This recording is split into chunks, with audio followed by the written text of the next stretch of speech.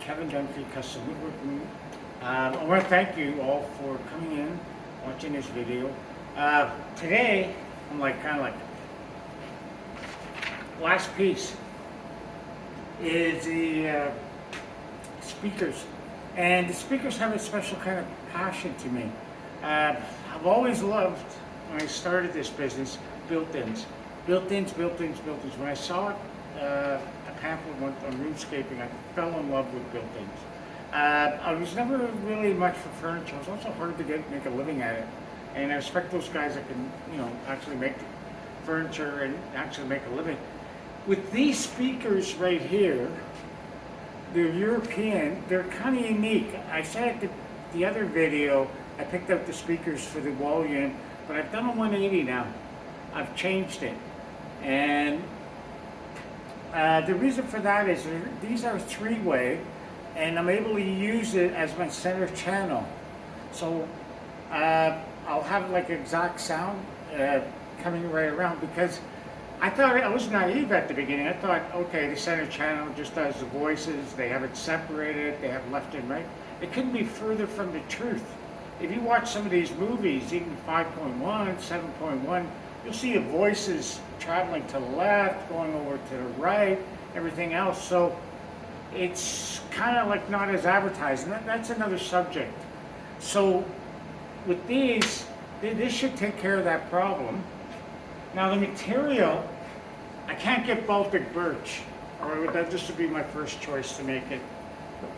This is Canadian Columbia forest product, probably the most popular plywood around. Very, very good, but it does have a soft core. It has it layered and sandwiched, and it's very soft.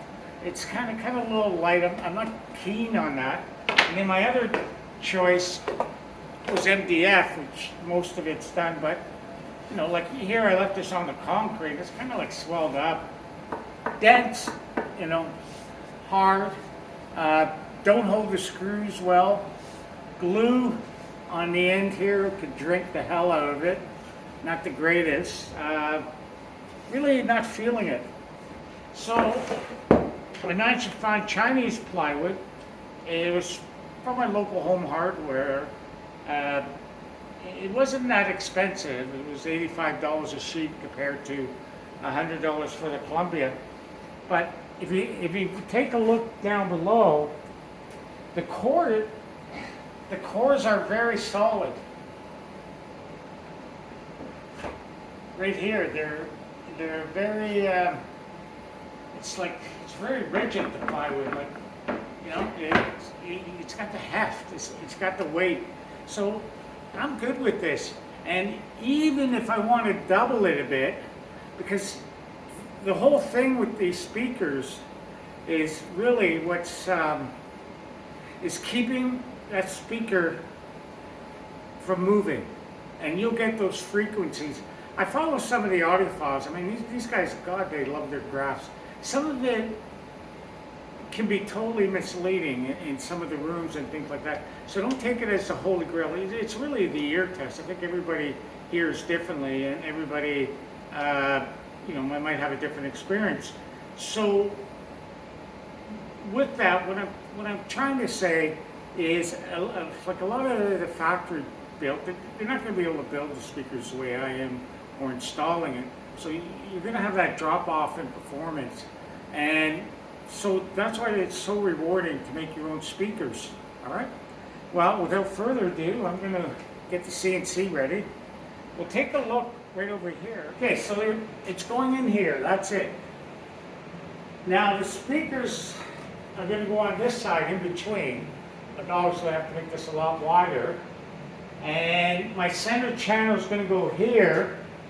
I'm going to go subwoofers low. The only thing with the built-in, I won't have the option to move them around, so whatever it is. Because sometimes you can go in a room and stand here the subwoofer is perfect, and move over here. But I don't have the option with a unit like this to start moving around. The other option would be end tables, but then I got to do the wiring and everything, and I really can't in this, and it would just drive up the cost. So I'm going to suck it up. I'm going to go left and right. and out of the two, for sure, you're going to be able to hear something. So they're going to go at the bottom. The headache I have here was I wasn't planning on doing that speaker, and I kind of kicked myself because I got 1.5 inches missing. I got 11. I got 10 and a half.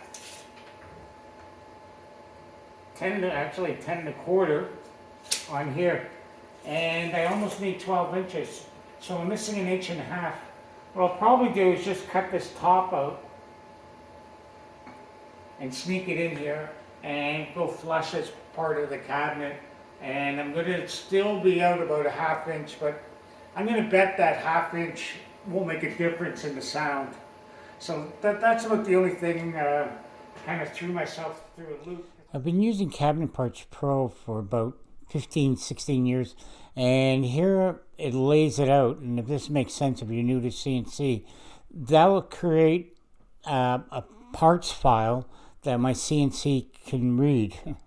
All right, I know it sounds a little confusing at first, so when I take it here, then it'll send it down CNC, but you can also use this program for a panel saw or even the table saw, and have it your parts all cut out nicely, and also see what you're cutting out.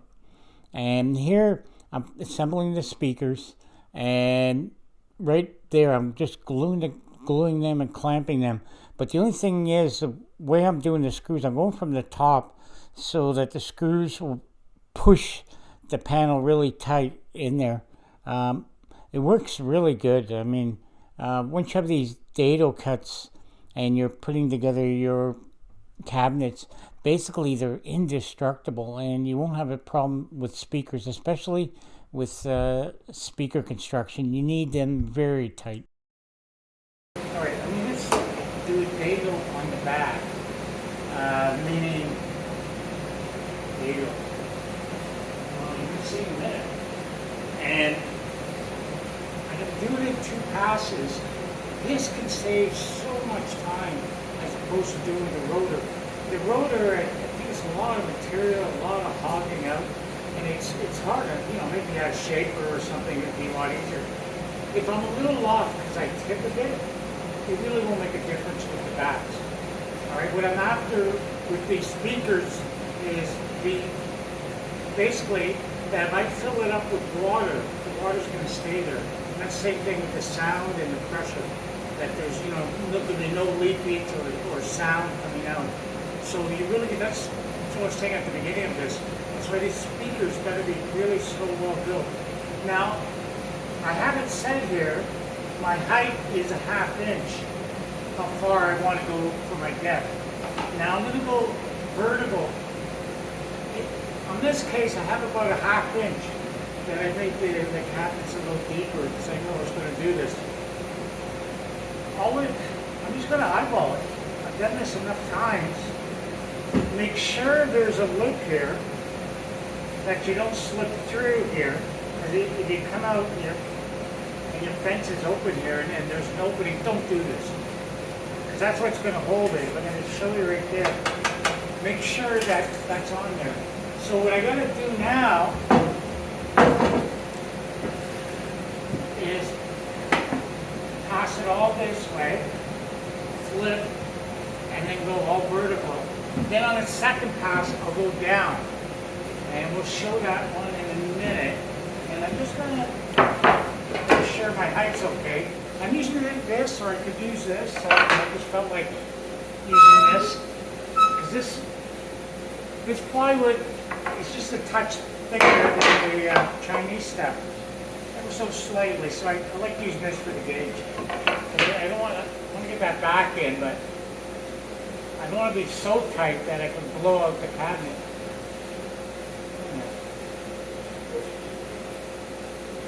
Okay, that's pretty decent. I'm confident with that. That's my height. I gotta make sure this is down. If you're doing a lot of repetitive cuts, really put a clamp there. And like I said, if you're starting out and you're trying to get your tools or you're trying to make a small business, get the saw before you get any track saw. Those track saws are like $1,500. If you these used, and there's not much that can go wrong. Even if the motor goes wrong, you could change it. I had my joiner, maybe I won't say brand new, it's a 5-year-old joiner. The motor went. I called an electrician over that was specialized in motors. Charged me $150, diagnosed it. I wasn't sure if it was a switch or whatever, but it was relatively painless. I lost it, and then I just called where I bought it from, manufacturer, and they gave me a new motor, and it was like $500. So there's not much that could go wrong with these cast iron table saws. But doing stuff like this, you need it. And I'll guarantee you, you do a set of these speakers, and you save yourself a gazillion dollars, then get this table saw. Okay, enough of my nonsense. Let's do it.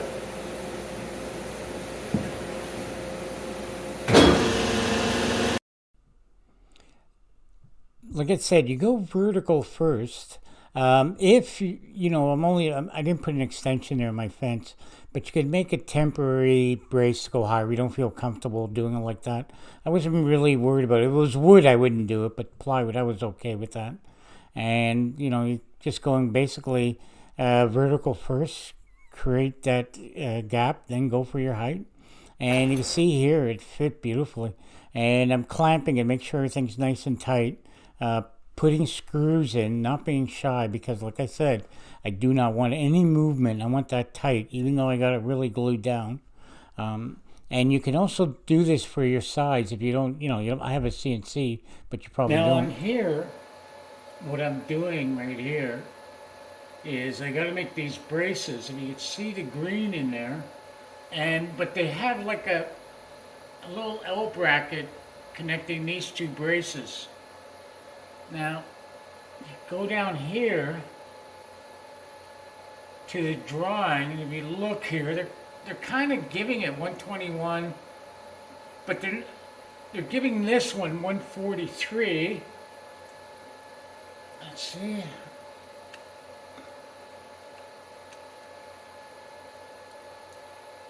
One four three. That's 5.5 inches. Let's go back. So that's 5.5. A little over. But I'm not gonna split 1/8 of an inch with these things. All right. Kind of go there, and yeah, I'm gonna do that again. Yeah, I'm right on the money. If you look up here, 555. So I have it, and that's about the trickiest part with this, is right here how they have the cutout. So I'm gonna cut this out with my CNC. I gotta make 2 of these per cabinet. I gotta make 6 of these, 3 of these. All right, now I'm cutting these on the CNC. Okay, it's a little easier than trying to do it with a jigsaw. But I'm just showing this if you're in the market, or you're thinking about CNC, and you can see how it really revolutionizes, makes quick work of these cuts. And they were just basically my layouts, and everything, they fit really nice. So I didn't have really any problem whatsoever with it afterwards. All right, here's the bracings. They're made, and you see over there I have the rest of them all made. I'm ready to assemble now. This one, you look at the drawing for the 2 mid-ranges. I didn't punch it in yet, but it's about 5 inches in between metric, so it's always a little different. And basically that goes like that. The mid-sig here, they act like, I guess, a little, there's another piece that goes with it. So they're sitting right here, and I guess they act like within a box within a box. I'm assembling it on the outside of the speaker cabinet. It's awkward, and you'd have a hard time. I wouldn't be able. I don't think I'd get a drill in there. So uh, they're put together and just pre-drill with this plywood. This plywood splits easy. So once I get it together, I put it in. But the big thing is, if you see here, I use a spacer because I think I'm about 9 inches. I forget what it is, a metric. And when I put that in there, then I trace it, and then I know where my holes are. And then that's why I'm able to pre-drill on the other side, because, I mean, to go line it up and eyeball it and screw it in, you would make so many mistakes. You'd have so many holes in that thing. And I'm clamping it in, keeping it nice and snug. And after that, I'm just pre-drilling and just basically following the holes. And don't sweat it if you forget one, but at least if you have a couple of holes, you can always just take a little level or straight ruler and just follow it. And of course, like, clamp everything. And these braces are so important, so make sure you get them properly glued and there's no gaps. And if there is, make an adjustment.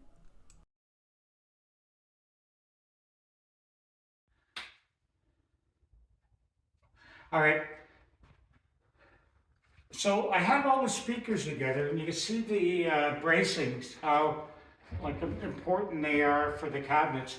I'm waiting to do the face until I have the drivers here. I got a bit of time. I got several months.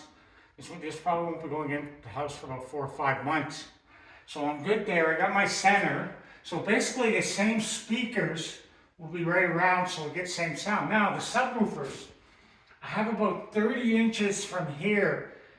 So what I'm going to do, and it took me a while to think this out because I had to be careful because I can't move it. I don't want to screw up here. Like, this speaker will be, the dead part will be upside down. So it should be right about ear level here. This will be ear level here. So it should be decent. And I'm going to go with the subwoofers at about 25 inches, which is roughly right about here. And the subwoofers, what I'm going to use, and I won't have to worry so much about the sizes. I'm going to use a passive driver. So it'll be like 2. And then what's great about the passive driver is that it can take lower frequencies that are in the movie and push them out. So this thing, with these 2, 8-inch, oh man, this thing's going to kick ass. So thank you for watching. Remember, keep coming back. I'm showing little tidbits. I'm trying to be thorough and not show you an end product so that you understand. And you can see here, come on in, look at those dados. Remember, look at all the construction. So, if you're going to make speakers, these would rival, I would say it'd take you 10 grand, maybe more. Because, like I said, last thing, before I go, you see how this is so easy to move?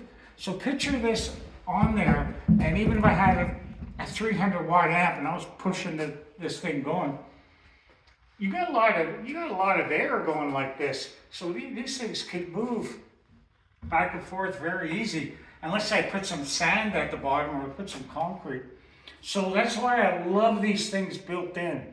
All right. So thank you for watching. We'll see you next week. Bye.